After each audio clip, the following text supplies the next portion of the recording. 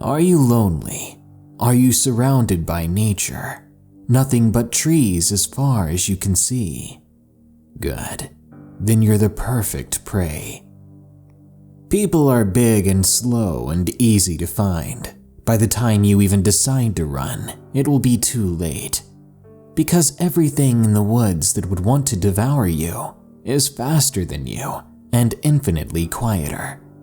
The good news is your life will be over before you even know what's happening. Good luck.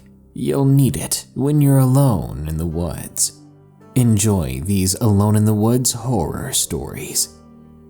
If you have a story you want narrated, share it with us at darkstories.org. Walking Alone on a Wooded Gravel Road, from Kevin W. I was a young teenage boy living with my dad in a small rural town of about 2,400 people. We had recently moved because my dad found a better paying job here. It was a quiet little town with not much to do, but the work was good, so we stuck to it. I went to a nearby school there about 2 miles away from my home and would have to walk there every day. My dad usually woke up very early and would be out of the house before I woke up.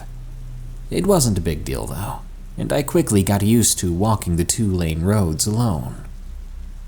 There was this one particular shortcut that I would go through though, where I could save about 15 minutes along my route. It was one of those gravel pathways that connected the 2 main roads together, and it was usually empty, which meant I'd have to go alone for a few minutes as I walked through it. There were significant gaps between the houses, being a heavily wooded area, so my dad said to always take the main road. But I always wanted to get home earlier, so I took it. Along the pathway there was a run-down, abandoned-looking house, which had definitely not been taken care of. Its windows were dusty, and there was old garbage strewn about all over the place. Everything about it made my fear senses perk up. When I walked past it, I would sing out loud to myself, trying to banish my fearful feelings. I knew it was useless though, but it made me feel better.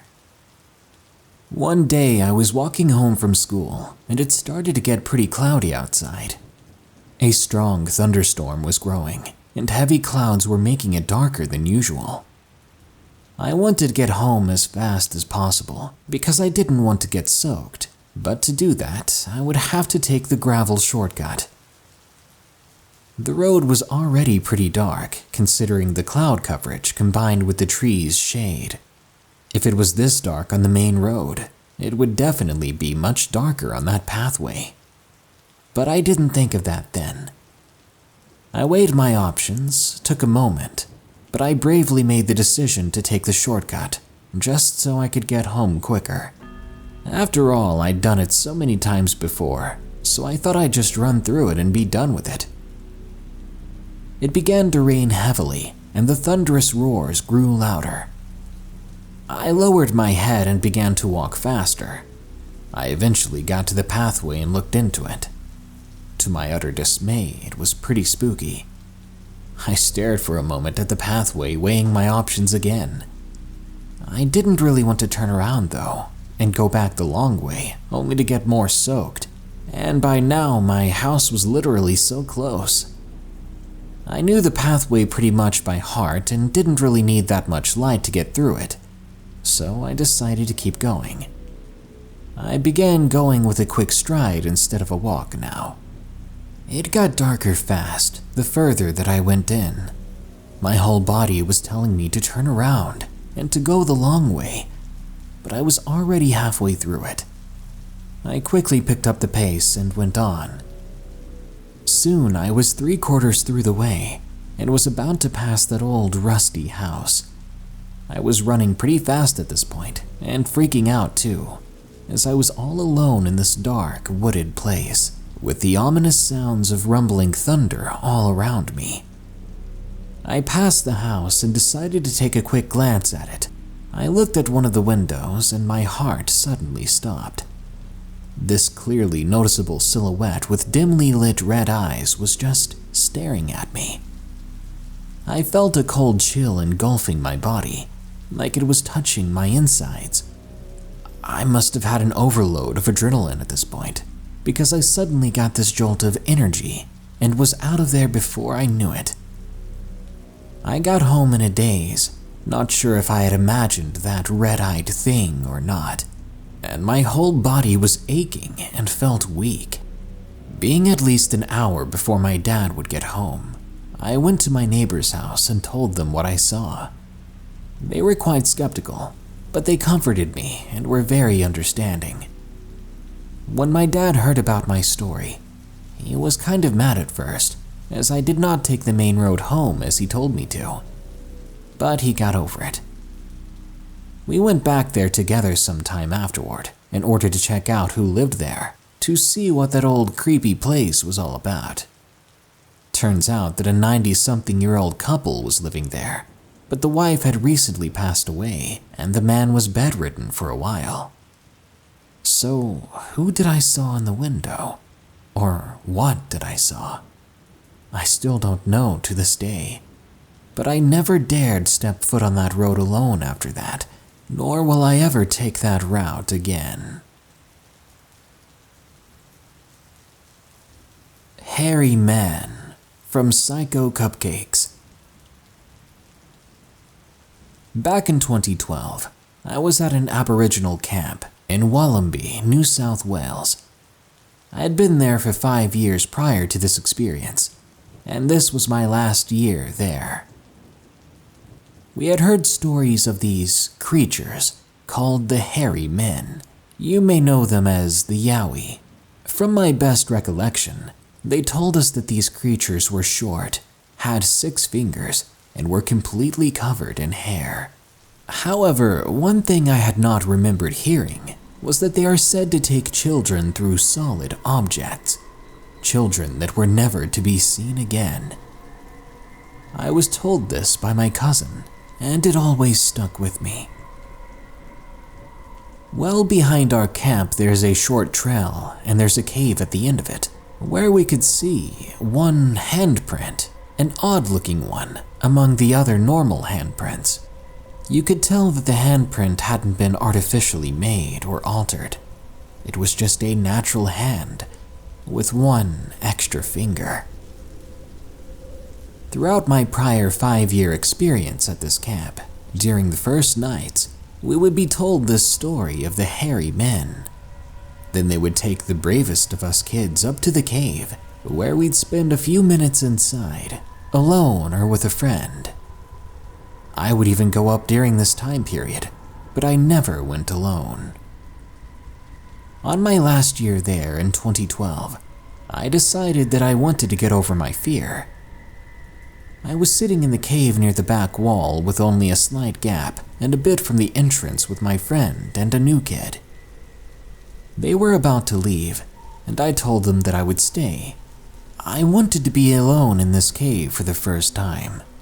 I wanted to see what there was to it, and get over my fear of it. No more than 20 seconds after being alone, I felt a hairy hand rest on my back. There was warmth and pressure to it, so I was certain it was a living thing. I could clearly see the entrance though, and knew that no one else should be in here. I froze up instantly, with a chill running down my spine. What seemed like forever slowly passed by, until another person appeared at the entrance to the cave. When I saw them, despite still feeling that hand on my back, I began to cry out and sob. I demanded that that person go get a teacher or elder right away. I ran out of the cave then, and I was visibly shaken. I'd always been skeptical of these stories until then, but that night, my mind was changed. It wasn't until my cousin told me about the taking kids part that I realized that I might have been lucky, that the creature that hand belonged to did not take me right then and right there. That may have actually happened if that other kid didn't enter the cave in time. Beware the Yowie. Beware the hairy men.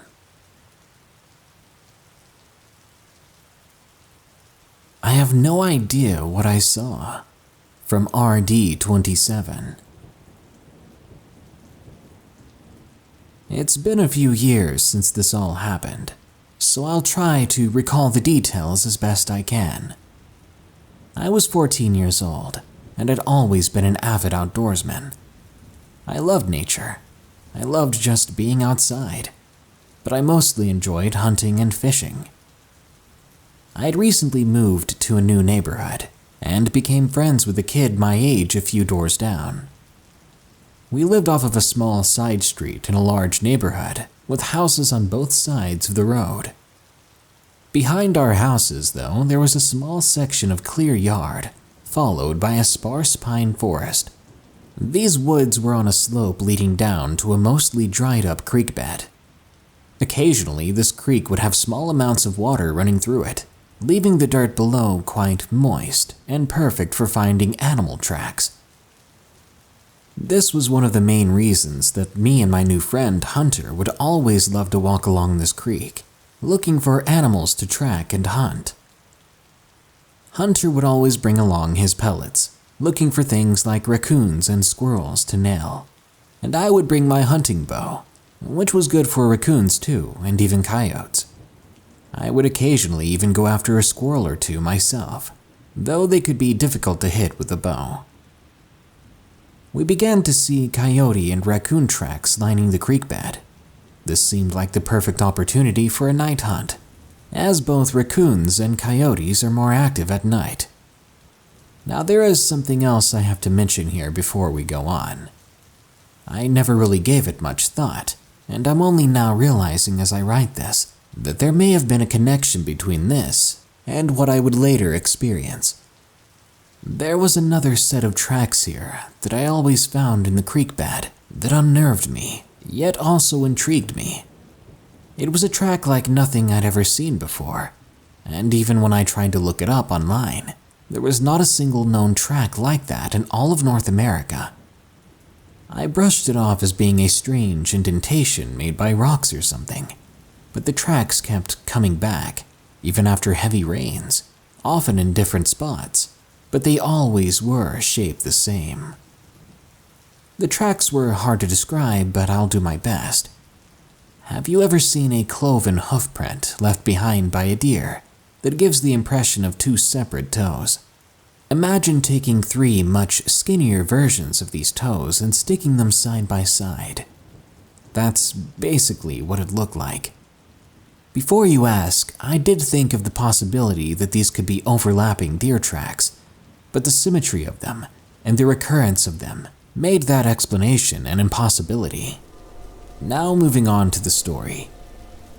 I was over at my friend's house because his house had easier access to what I thought was a better hunting spot along that creek. I had gone over around sunset. We basically just played video games, watched YouTube, and alternated between sleeping and hanging out until about 1 a.m. Now, I should say that I've never been inherently scared of the woods, having grown up around them my whole life. But honestly, the dark woods in the middle of the night did sort of give me the creeps. If you ask me, anyone in their right mind would be at least a little thrown off by complete darkness, apart from the dim moonlight casting ominous shadows around you. Anyway, I took my bow in hand and nocked an arrow. I was using hunting arrowheads that could definitely do some good damage. Hunter had a red flashlight in hand. We used red because most animals cannot see the red light, although humans can. We walked out of his back door and made our way toward the woods. As you first enter the woods in his backyard, you had to wind around some trees, heading back to the creek. But there was a pretty well-worn deer trail leading back to it. Hunter was walking in front of me because he had the light, and I was following not far behind, making sure that my arrow did not stab him in the back. We were walking slowly, because we had walked up on and spooked a few raccoons before, so we were trying to avoid doing that again. We got about halfway to the creek when we both stopped. Have you ever had that feeling that something is watching you? That feeling that something isn't right? Well, we both got it at the same exact time. Almost immediately after getting this feeling, we heard a rustling noise off to our left side. Hunter quickly shone the flashlight in that direction, and we were met with these eyes. Not just a single pair of eyes, but about 14 pairs of eyes in total. I didn't exactly think to count the number at the time, but they were all staring straight at us. It was not unusual for us to see eyes of an animal like this, as the eyes of most forest critters would reflect the light of a red flashlight. These eyes were low to the ground and spread out over a small area directly off to our left. I couldn't tell whether they were coyotes or raccoons, but either way, I knew I didn't like this situation. It was only after one more pair of eyes revealed itself that I truly became scared. In the center of a group, I noticed one more, much larger pair of eyes. It wasn't the size of the eyes that freaked me out. It was how tall they were, or how far they were off the ground. Now, I've never been very tall, only standing about 4'10" at the time of this story. But I was looking up at this pair of eyes, not just a little bit either. These eyes were a good 2 to 3 feet higher than my own head. I guess we must have both seen those eyes together, because without a word, we both took off running out of there as fast as we could, sprinting the entire way back, before panting to catch our breath. I nearly dropped my bow during my run, but managed to hang on to it. Needless to say, we were both scared out of our minds at first, our adrenaline pumping, and we were freaking out. It took us a while to rationalize the situation, but we eventually were able to come up with a logical explanation. Perhaps it was a raccoon who was perched on a tree branch. Now, of course, that doesn't explain the size and differences in the eyes, but I was eventually able to chalk that up to my eyes playing tricks on me, or even just a slightly larger raccoon.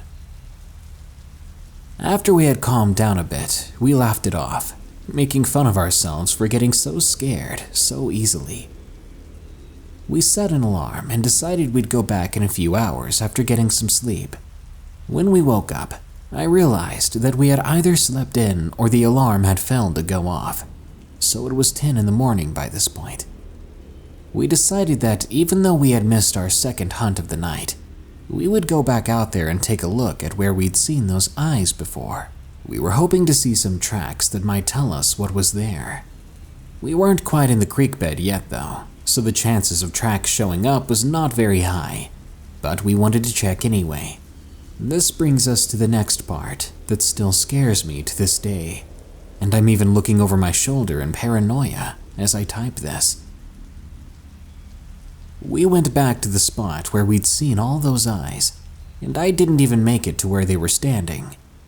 Both of us bolted out of there for the second time as we were now clearly able to see the area where the animals had been standing, and the fact that they were standing in the center of a small 25-foot clearing that we had cleared out years ago so we could camp there overnight meant that there were no trees for anything to hang from or climb, no bushes for something to sit on, absolutely no low-hanging branches, nothing but leaves.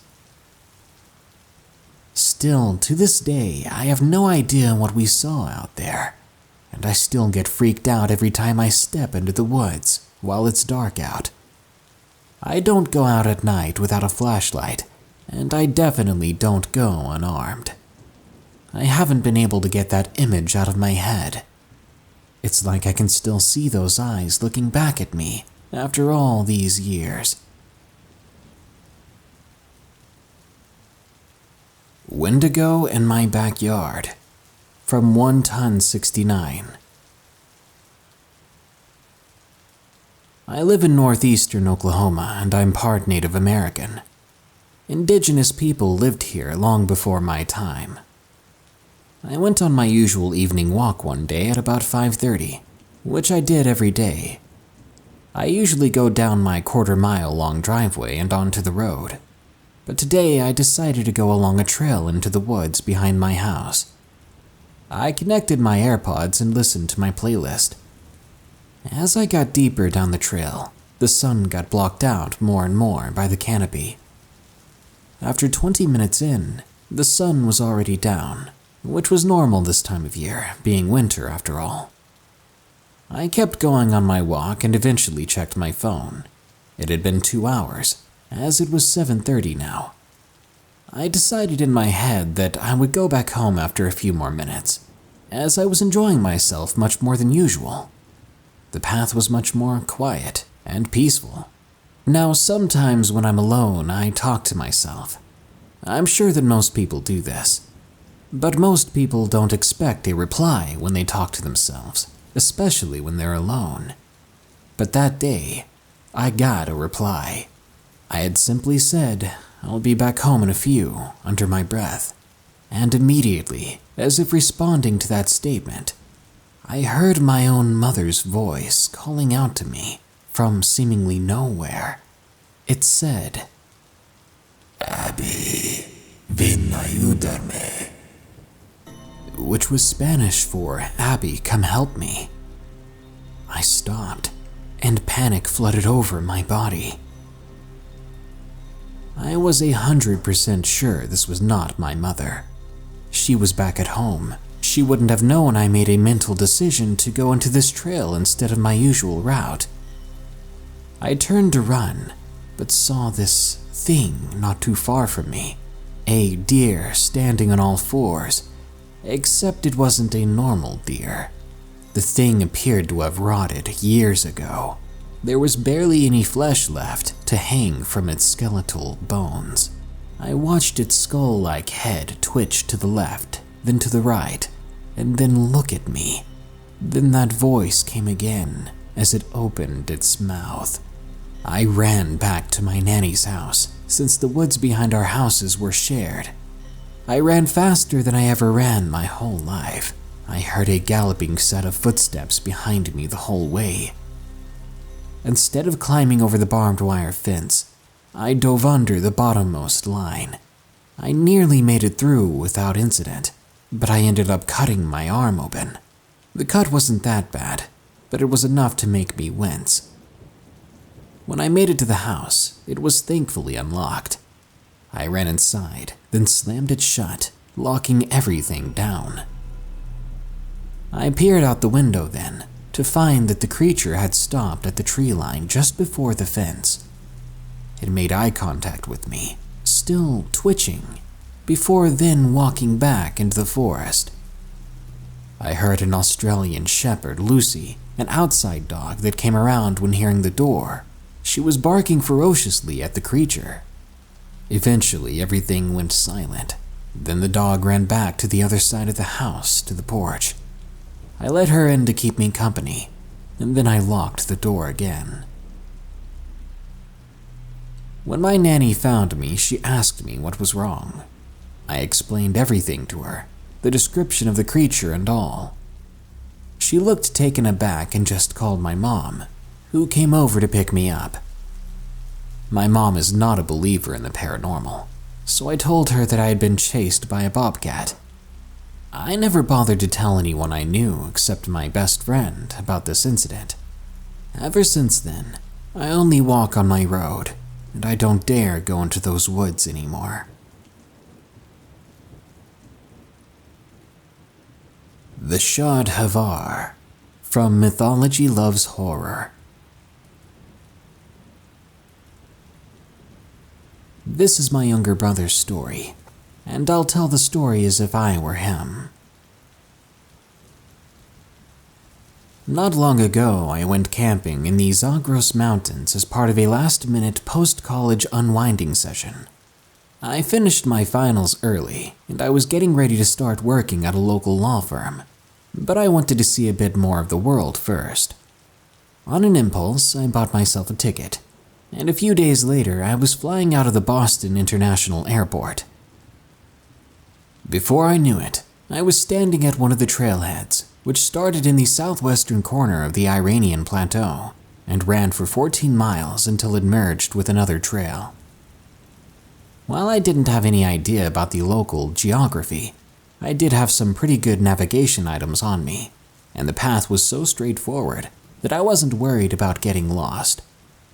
My plan was to take 2 days to hike this trail, then I'd head into one of the big cities and see some of the nightlife. I'd maybe find myself a girl or two to show me around. Then I'd head back home by the end of the week. It was a foolproof plan, and I couldn't wait for my first night in those woods. Everything was perfect that day. I covered the first 7 miles, and then I set up camp in a small grove of oak trees. I hadn't seen another person out there, and the trail looked less used than I expected, but I loved how much wildlife I'd seen. I made a fire and heated up one of my dad's MRE dinners, and to my surprise, the military packaged beef stew didn't taste bad at all. Before heading to bed, I made sure that everything was stored away carefully so as to not attract animals. I fell asleep within minutes of crawling into my tent. Sometime later, I woke up, and it took me a moment to remember where I was. I lay still, trying to figure out what had pulled me out of my slumber.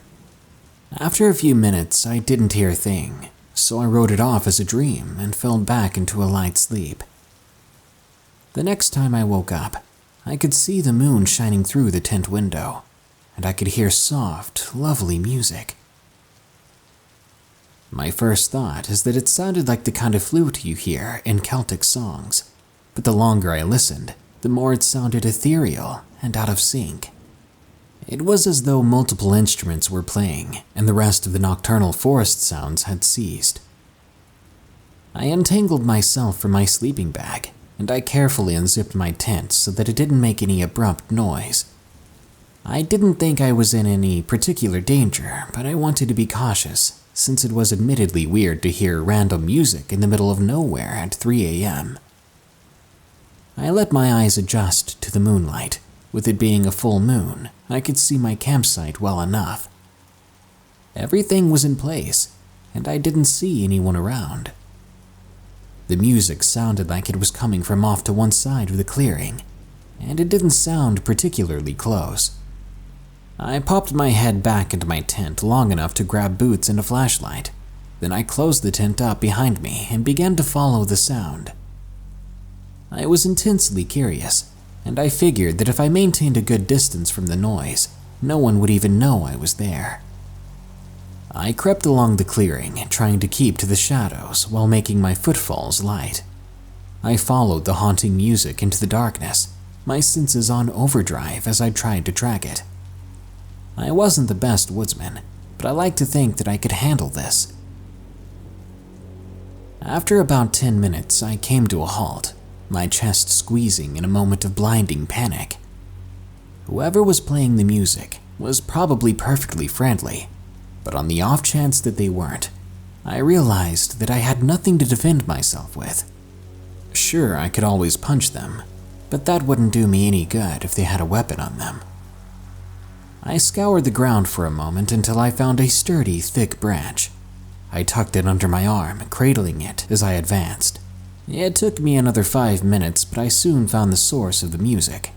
As I got closer, I shut my flashlight off, and I waited to see who was there. It took my brain a moment to process what I was seeing. I had expected a person to be sitting at a campsite playing music, but all I saw was a deer.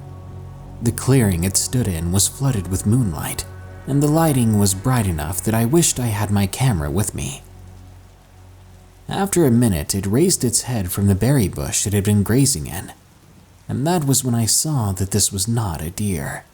Its single antler was long and spiraled, almost like a gazelle, but I could see that each prong had a hole in it. The antler was acting like a pan flute, since it made a musical sound whenever the breeze blew across them.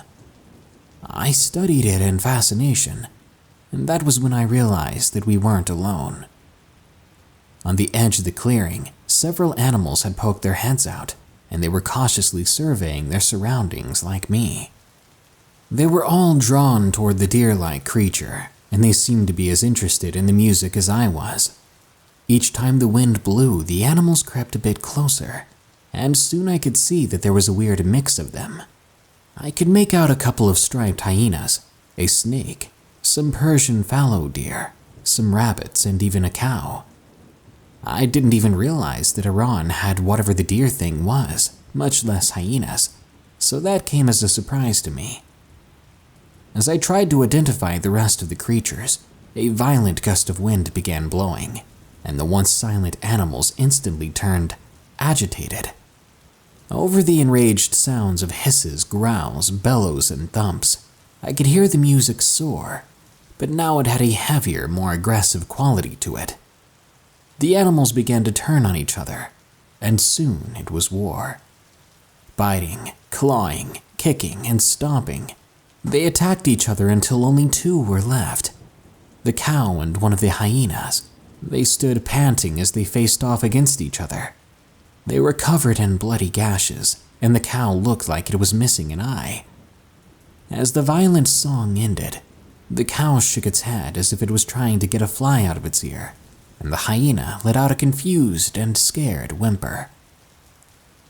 Throughout the carnage, the horned thing had stood in the same spot, and I don't think it had moved a muscle. It finally stepped away from the bush, carefully stepping over carcasses and gore until it stood in front of the remaining animals. They held their ground, and the hyena began to growl.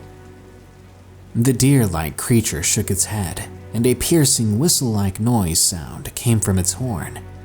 It startled the animals, who both skittered away. I had no idea what I just witnessed. It had happened so brutally, so quickly, that it had been hard to keep track of every one animal, and I had to force myself to keep breathing steadily so that I wouldn't vomit. I had never seen bloodshed like that, and I couldn't stop my hands from shaking. As I began to back away, the creature daintily made its way into the center of the clearing, and to my disgust, it began to feed on the slain creatures.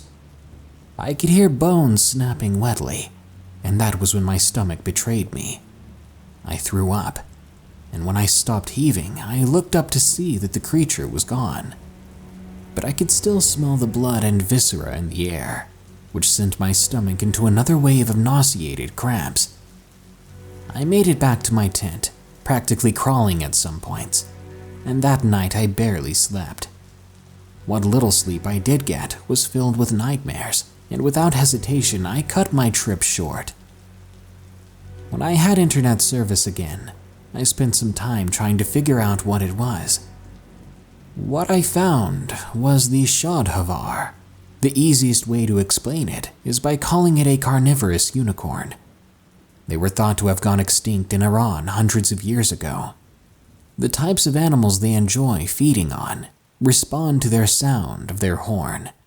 By the time those animals hear it, it's too late for them to escape. It's a fascinating creature, but I sure hope I never see one again. If you find yourself alone in the woods, don't panic. It'll be okay. Just walk to the nearest tree line and stay as quiet as possible. You'll be perfectly fine. Unless you feel that breathing on the back of your neck. If that happens, it's over. Close your eyes and hope it's over quickly. Good night. If you enjoyed this episode of Darkness Prevails, be sure to like, share, comment, and subscribe. If you want your story narrated, share it with us at darkstories.org. You can support the show by checking the links in the description.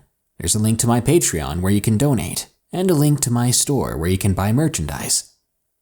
Now, as usual, here are my 5 favorite early comments from the previous video about 4 Forest Service horror stories. 13 Sharks Can Fly says, when you hear DP say, end your whole career. I find that phrase hilarious, and now I've been using it in my day-to-day life, and I think my wife hates it. Jesse Begill says, I haven't even been able to finish the Haunted Forest video yet. Well, too much content is a good problem to have. You'll always have something to listen to. Enjoy. Very Rare asks, if you didn't have this job, what job would you want to have? It's ironic actually. I have this thing where when I look up at something tall or straight into the night sky, it makes me feel dizzy and nauseous and terrified. But for as long as I can remember, I've wanted to be a meteorologist or astronomer. So if I could pick a job outside of this one, it would be astronomy. Maria Jimenez says, binging and getting paranoid while it rains outside. Spooky. Ah, that sounds so nice. Nothing better than a rainy day in my opinion. But nothing actually beats Finn Bauer's way of enjoying scary stories.